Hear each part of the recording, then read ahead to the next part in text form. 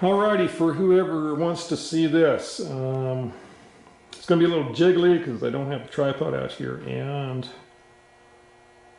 I'm not really good with the zoom, so sometimes it just freaking zooms in like crazy, and sometimes it's really slow. So anyway, this is the Gemco crank shaper machine. I do not know the year. I haven't looked anywhere for the serial number, but I would bet there's somebody on the internet could tell me how old it is based on the serial number. So there it is. We're going to, yeah, it's all in the picture. While we're here, that motor on the back is one of my issues. And this does run. It's not going to run here because I don't have the amps to do it. But that is a Allis-Chalmers 5 horsepower 3-phase motor, and it is a monster. I can't get the scale right there. I'll go put up my foot next to it in a while, but it's huge. The book says that weighs approximately 270 pounds by itself. Anyway, so we're going to walk around the other side real quick, mainly to see what this looks like. If it all goes to hell, we'll quit. So here we go, because this is the only exciting thing if you're really excited. And with this camera, I may not be able to get almost like far enough away to see stuff at some stage. So, I don't know if you can read that. This is a 20-inch standard duty production model from General Engineering and Manufacturing Company, St. Louis, Missouri, United States of America. And that little sticker there is a sticker from a company that sold this. Was it the original dealership that sold it? Who knows?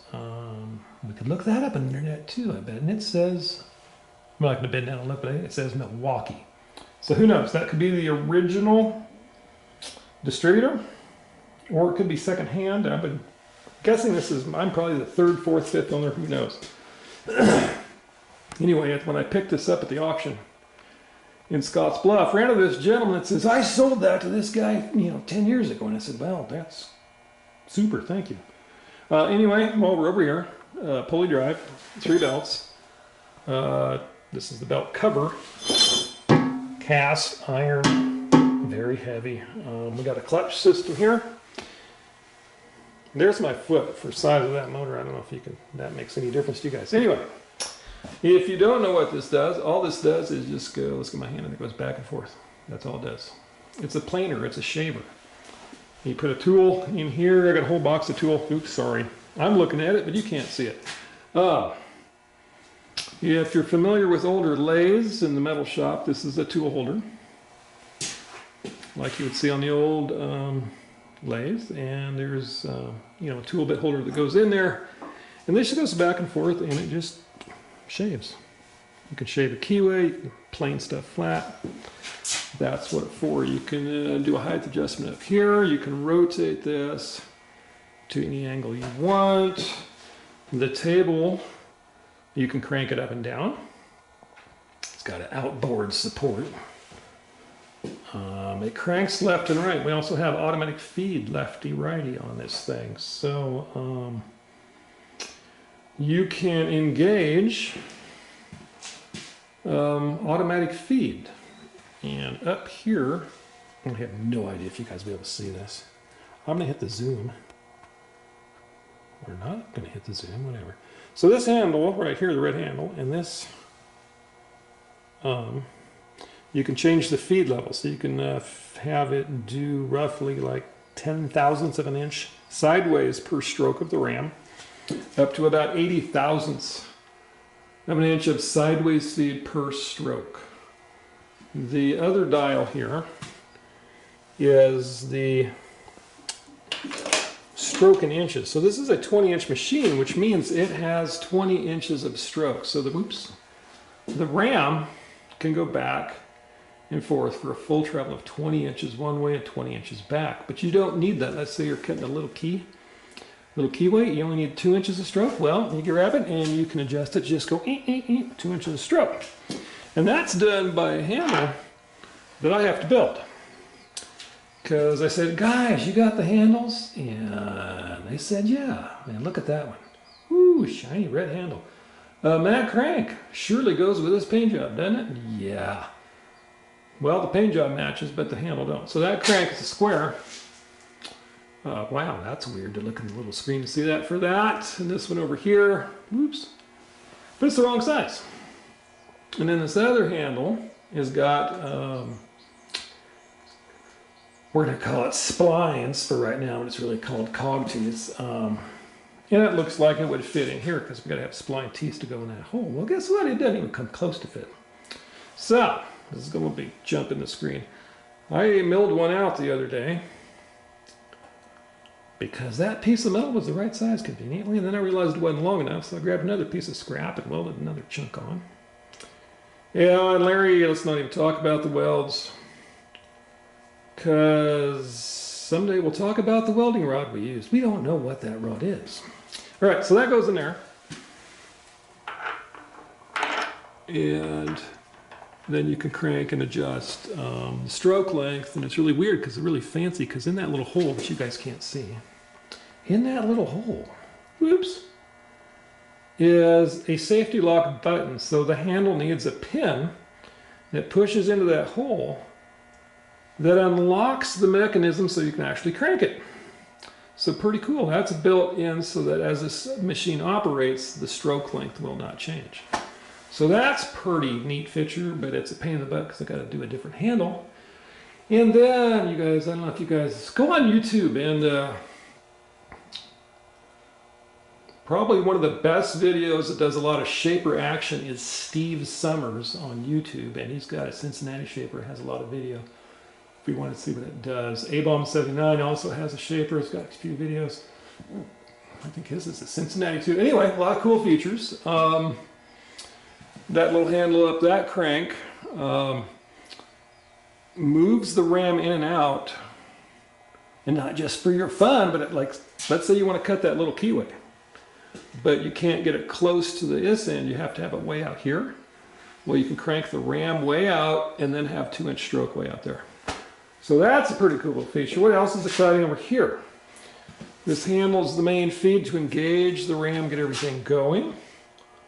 The red handle right there, that's the power feed. So let's say you chunk across this thing sideways and you want to bring it back, but you don't want to crank it. Just ram that baby in and it moves right back over. This little, that guy is for power feed left and right. So if you're going to go, I guess, left or right or away from you or towards you is probably a better word. That gives you the directional control. This can governs your cranking sideways or in and out. Also governs cranking up and down, and that's a cool little mechanism. I think so anyway, but you, oops, might need 2 hands, but you can pop this out about 2 inches and it engages a different shaft, and then you can crank the whole thing up and down instead of sideways. That's just pretty cool by itself. And then over here, while you're talking about handles, these two little guys shift gears for your speed. So you got your ram going back and forth. Beep. But you might want to go slow if you're doing a big cut. And so you can shift gears, and we can go from 11 strokes a minute up to 140 strokes a minute. That's it. This nice chrome plate is a lubrication chart. It's really nice, really complete. We did have a little video at the auction of it running.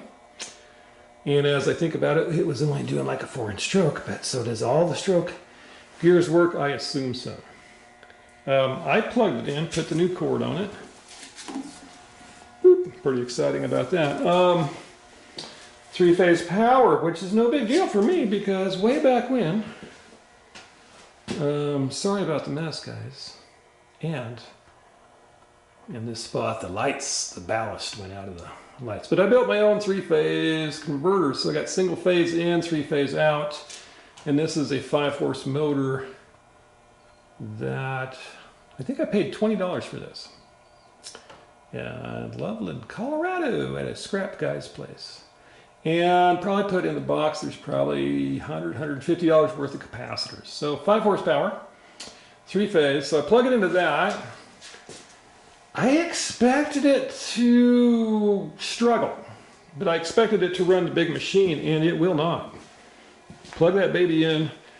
It bogs the converter down till it almost stalls because this is such a big motor.